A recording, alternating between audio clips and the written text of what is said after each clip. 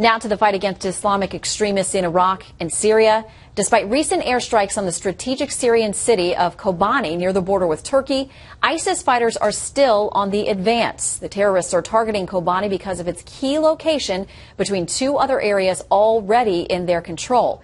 Greg Palcott joins us live from the Turkey-Syria border with the latest. Greg?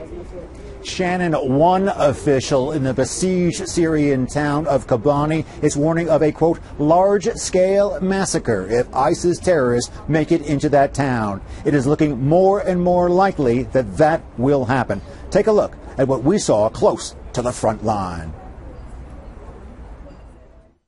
This is the closest that we have seen and heard to a sustained battle here in the town of Kobani, just across the border from where we are in Syria.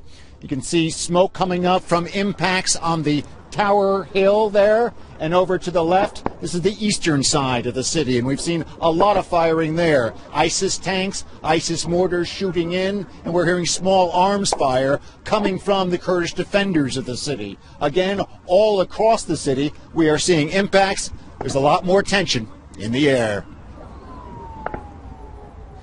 The shells were landing fast and furious. A few landed not far from us inside Turkey. One struck a house, injuring a family of 5. Following that, Turkish authorities evacuated 3 villages near the border. Now, we spotted very clearly ISIS weapons fired repeatedly from one location just a few miles east of Kobani. Defending the town may be a few thousand ill-equipped Kurdish fighters and their supporters. CENTCOM confirms to us they did not launch any airstrikes overnight. There were some the day before.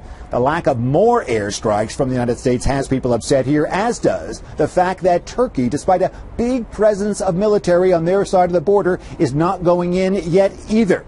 There have been differences in the past between Turkey and the ethnic Kurds in this area. Again, the fall of Kobani could have huge strategic and symbolic importance for the ISIS terrorists.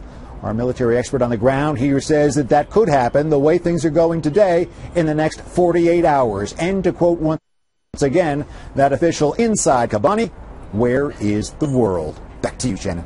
All right, Greg, thank you very much.